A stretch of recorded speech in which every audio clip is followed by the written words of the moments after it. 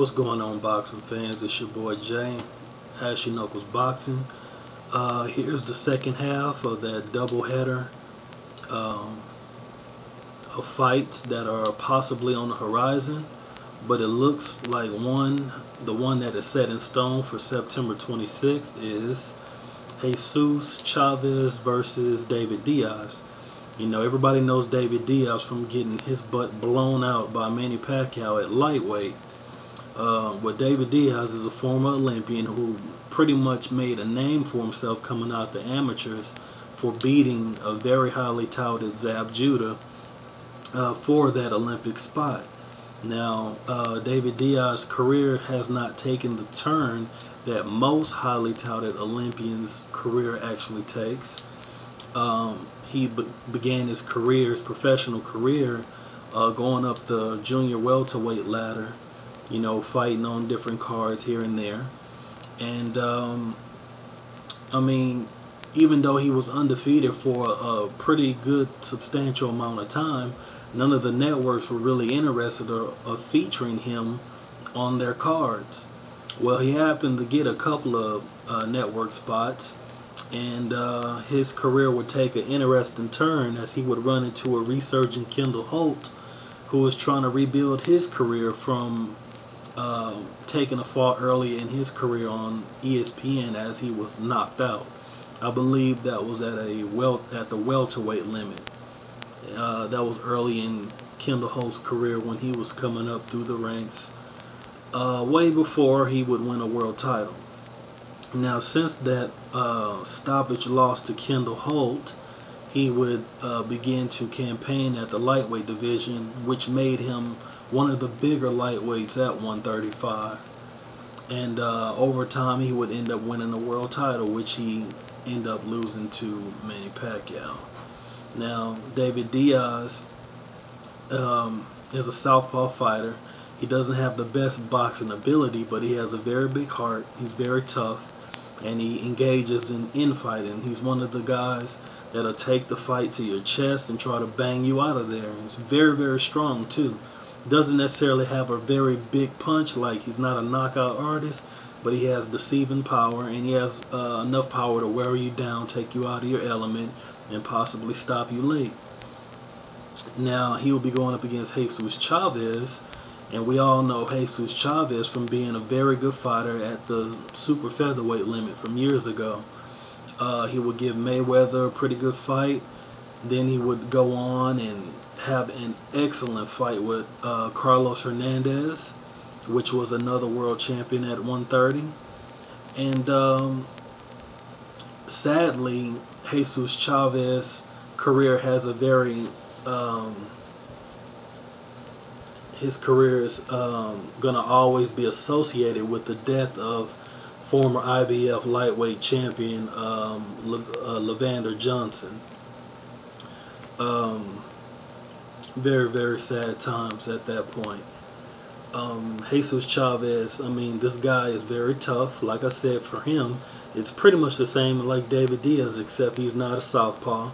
But he doesn't have the best boxing ability, but just like David Diaz, he's very tough, and he likes to fight on the inside. He's a very good infighter. Now, he could box a little bit, but he's not a guy who has a signature style that requires him to get on his toes and move around the ring, you know, using fluid movements and the like. But he's been plagued by injuries for the better part of his career, well, actually the latter half of his career.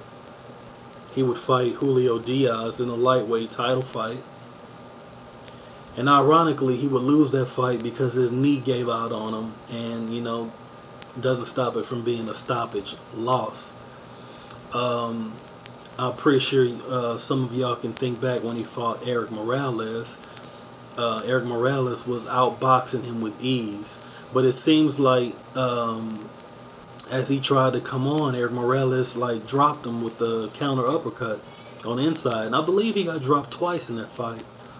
But after a certain amount of time in that fight, Jesus Chavez would re-aggravate his rotator cuff, which he injured prior to the fight.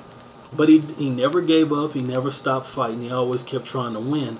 But it seems like even after the injury, he began to become a more tougher opponent for Erik Morales because it was no longer a boxing match. Chavez would force the agenda. He would, bring the fight on the inside, and he would try to rough up and wrestle Erik Morales around, but it wasn't enough to take the victory away from the future Hall of Famer, as Erik Morales would win a world title at 130 pounds. But it seems like injuries just seem to keep plaguing Jesus Chavez. The last time I saw Jesus Chavez fight was at the Toyota Center on one of one's undercards. He would fight a guy named Andres Ledesma, who's a journeyman, but don't let the record deceive you. I think he's like 14 wins and like 13 losses. But don't be deceived. Ledesma can actually fight. I mean, a lot of guys who don't really know boxing, they think records tell the story of all fighters, and it does not. I mean, I could think of several fighters who have awful records, but it doesn't tell the story of the type of fighter that they are. One being Emmanuel Augustus. Horrible record, but he will let you know if you have a prospect / contender, if they're going to be somebody. If they can't beat Augustus, they're not going to be anything, because Augustus will put them to the test. Then you got Glenn Johnson. His record is awful. You got Verno Phillips. His record isn't good, but he's a several-time world champion. He has very good skills. He's been robbed a billion times, just like the aforementioned fighters. You also have guys like Joe Morales, who was a featherweight. He's been robbed more than your local 7-Eleven. So you have a lot of guys who don't have solid records, but I mean, these guys come to fight and they have really good skills. They just don't have the backing, that promotional machine behind them to make sure they don't get screwed along the way in their professional careers. There are two different career paths for different type of fighters. I'll do a video on that maybe in the future. But anyway, Ledesma, back to Ledesma and Chavez. Ledesma was giving Chavez a boxing lesson on that undercard, and I believe it was untelevised as well, being that it was on HBO. And Chavez would weather the storm, suck it up, bite down hard, and he ended up getting a beautiful knockout over Ledesma. And that told me a lot about Chavez's resilience, that he was going to be around the boxing game for a little bit while longer, and that injuries weren't going to hamper his career.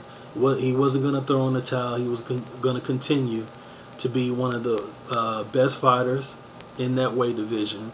And, he's just pushing his career to the limit. And in this fight with David Diaz, they both have some answers that need some questions that need to be answered. But one thing I can tell you about this potential matchup is, being that the way that they both fight on the inside, being that they are very tough fighters and don't take a backward step, this is going to be an explosive fight. Now, I guarantee you it's probably not going to be one of those highly publicized fights that will be on HBO or Showtime. It probably will be on Versus, or at best the ESPN2 fight. But don't you miss it, because you heard it right here first, that is going to be an explosive fight. They're going to go hard, because they only know one way to go, and that's 100 miles ahead, gunning, trying to get a victory and trying to please the crowd with their styles.